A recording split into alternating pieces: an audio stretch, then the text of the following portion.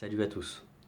Aujourd'hui, troisième vidéo sur les quatre accords Toltec. Donc aujourd'hui, on est sur le troisième accord qui est ne pas faire de suppositions. Qu'est-ce qu'une supposition? Une supposition, c'est une idée qu'on se fait concernant quelqu'un, concernant soi-même ou concernant une situation. Euh, c'est une interprétation de la réalité. Exemple, je suis dans la rue, je vois quelqu'un en face arriver et c'est quelqu'un que je connais. Cette personne ne me dit pas bonjour et ne me regarde pas. Et à partir de là, je vais bâtir tout un monde imaginaire sur pourquoi elle m'a pas dit bonjour. Qu'est-ce qui s'est passé dans sa tête? Pourquoi elle a fait ça? En fait, on va même aller jusqu'à savoir ce que la personne a pensé à ce moment-là. Donc il faut noter que c'est très fort. En général, une supposition, c'est ah oui, c'est pour ça, c'est pour ça. Une supposition, en fait, ce ne sont que des certitudes que tu as à propos de quelqu'un ou de quelque chose. C'est on plonge. Lorsque tu fais une supposition, c'est que tu plonges dans un monde totalement imaginaire et irréel, soit dans une projection en avant dans le futur, soit dans une projection en arrière dans le passé. Et en fin de compte, ça te coupe totalement du moment présent.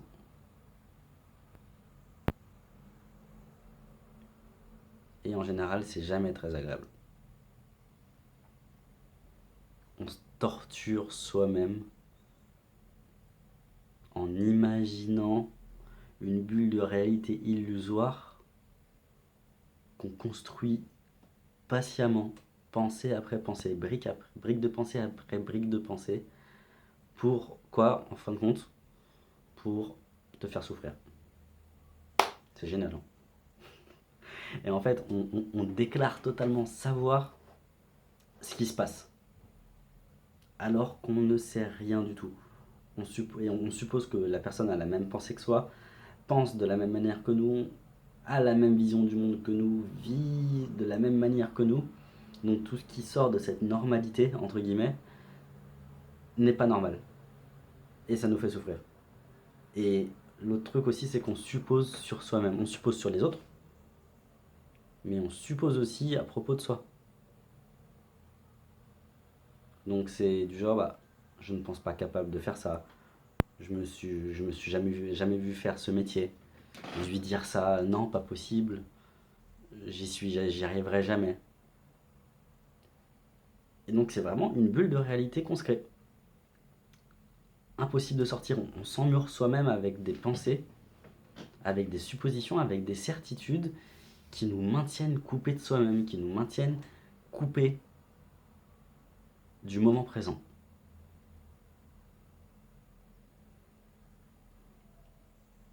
Et là, je me dis que lorsqu'on stoppe plus ou moins longtemps de faire des suppositions, on libère de l'espace à l'intérieur de soi. On libère de l'espace dans son cerveau. On libère un espace de silence, un espace vide, un espace où il n'y a pas de pensées qui se calquent sur la réalité. Et du coup, on se sent beaucoup plus détendu. Mais du coup, je pense à une question. Quelle est la différence entre une supposition et une idée? On est d'ailleurs bien d'accord, c'est la même chose. Une supposition, c'est une idée. Une idée, c'est une supposition. Non, l'inverse n'est pas forcément vrai. Une supposition, c'est une idée. Mais qu'est-ce qui fait qu'une supposition va nous faire nous sentir mal? Tu vas avoir une supposition à propos de n'importe quel sujet te concernant ou concernant quelqu'un que tu connais, tu vas te sentir mal. Et une idée comme ça va. Il va y avoir rien de spécial qui va être provoqué en toi. Quelle est la différence?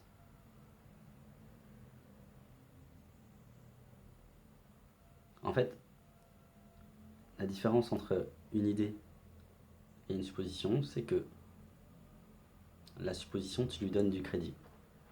tu lui donnes le pouvoir de ta croyance. Tu vas dire, cette idée est vraie. Et blanc. Tu vas créer un sentiment à partir de ça. Juste parce que tu lui as mis le tampon, juste parce que tu as tamponné sur cette idée, le tampon, c'est vrai. Et en fait, en général, c'est que toutes les... En même temps que je parle, je te laisse intégrer l'information. Mais ça veut dire quelque chose d'énorme, parce que ça veut dire que tout est dit, tout, à la base, tout est idée, tout est concept. Mais que c'est la force du pouvoir de ta croyance, c'est un peu bizarre comme phrase, qui va rendre réelle cette idée pour toi. Et pour moi, c'est là que se tient notre pouvoir. On rend réelles des idées. On les rend capables de nous faire ressentir des trucs, de nous faire ressentir des émotions, des états d'être, de nous faire bouger. Si j'ai l'idée, je sais pas, sortir dans la rue et poignarder 3 personnes, c'est qu'une idée. En fait, elle me fait ni chaud ni froid. Par contre, si je commence à dire, ah, cette idée est vraie, ah ouais, et je commence à imaginer tout un tas de scénarios qui me font provoquer des sentiments, là, je vais passer à l'action. C'est aussi vrai pour les choses aussi dark que ça, que pour les choses positives.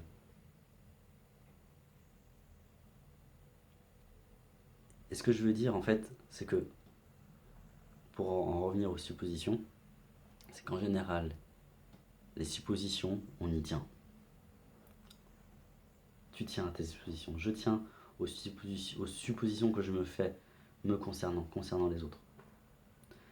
Pourquoi? Parce qu'elles collent avec la bulle illusoire que j'ai créée, la bulle de réalité. Elles collent avec l'image que j'ai de moi et que j'ai des autres. Mais en général, l'image que j'ai des autres, c'est l'image que je projette à l'extérieur de moi. Donc on va dire que toutes les suppositions que je fais, qu'elles soient me concernant ou concernant les autres, reviennent à protéger l'image que j'ai de moi. Et là, je vais doucement rentrer dans la dernière phase de la vidéo, qui est comment faire bugger ce système bien huilé de faire des suppositions de manière automatique. Donc je te l'ai dit, c'est ta croyance qui rend réelle la supposition. Et que tu tiens totalement à cette supposition parce qu'elle protège l'image que tu as de toi. Et ça, il y a un truc super important que je veux dire, c'est que si on veut protéger l'image qu'on a de soi, si on a plus ou moins peur de briser l'image qu'on a de soi, si tu as peur de briser l'image que tu as de toi, c'est pas parce que tu crains que cette idée soit vraie, que cette supposition soit vraie. Par exemple, si ta supposition c'est que tu te sens pas capable de faire ça, t'as pas peur que cette idée soit vraie. Ce que tu crains par-dessus tout, ce que je crains par-dessus tout, ce que nous craignons tous par-dessus tout, c'est que l'idée soit fausse. Et qu'on soit beaucoup plus grand, beaucoup plus lumineux, beaucoup plus fort et beaucoup plus puissant qu'on ne puisse jamais l'imaginer.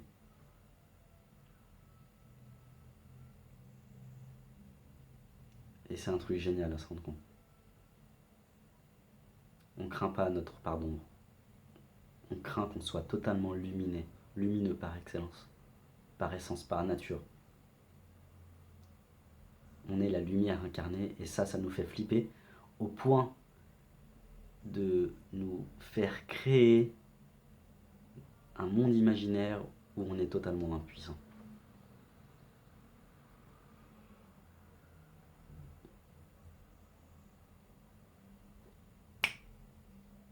C'est le choix. La solution, c'est le choix. Tu as choisi de prêter allégeance à cette idée. Tu as choisi de la rendre vraie. Et c'est le choix, c'est ton choix qui peut aussi te sortir de là. Parce que tu prêtes attention à des pensées qui deviennent des suppositions, qui deviennent des certitudes.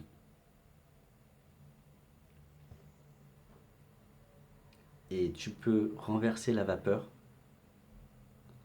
en ne prêtant attention qu'aux pensées qui te mettent en joie, qui te font ressentir une vibration de liberté, de joie, de bien-être. Quel intérêt est-ce que tu as de penser que tu n'es pas capable de faire ça? Que tu ne vas pas réussir à changer de travail, que tu ne peux pas te reconvertir, que tu ne peux pas aller aborder cette fille, que tu ne peux pas dire je t'aime à quelqu'un, peu importe. Quel but tu poursuis en prêtant toujours attention aux choses qui te détruisent?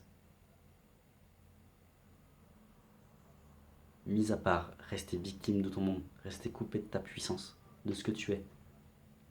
Parce que comme je te l'ai dit tout à l'heure, t'es la lumière incarnée. T'es cette puissance créatrice incarnée, sous les traits d'un humain avec 2 yeux, 2 jambes, 2 oreilles.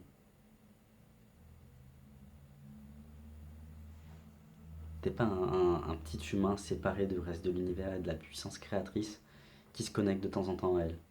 Non. T'es la lumière incarnée en humain. Et c'est le choix de prêter attention à une idée qui va la manifester dans ta vie. Alors, le truc, c'est d'être totalement vigilant aux choses auxquelles tu prêtes attention, aux idées auxquelles tu prêtes ton attention. Parce que plus tu vas prêter attention à l'idée que tu es créateur, plus ça va manifester dans ta vie les pensées, les états d'être, les gens qui vont te témoigner le choix que tu as fait, qui vont témoigner le choix que tu as fait d'embrasser cette idée. Tu vas te connecter au présent totalement et tu vas arrêter de faire des suppositions parce que tu seras dans un espace vide, dans un espace totalement où tu es toi-même. Il n'y aura plus de pensées, de suppositions, d'idées préconçues sur une situation qui viendront se calquer à la réalité. Et à partir de là, tu pourras vraiment être toi-même.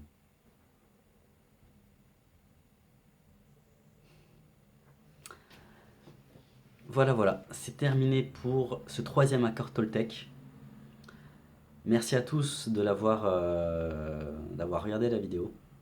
Je voudrais juste faire une annonce pour dire que samedi à 18h30 au Centre culturel Pouya, je fais une conférence sur la pratique des miracles de l'esprit, donc une conférence de présentation tout simplement, où chacun pourra tester la pratique que j'amène et que je vous transmets en vidéo.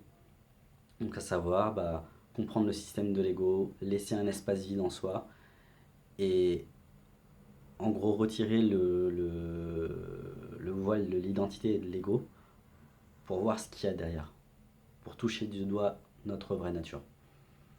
Et donc vous pourrez vraiment expérimenter en direct cette pratique.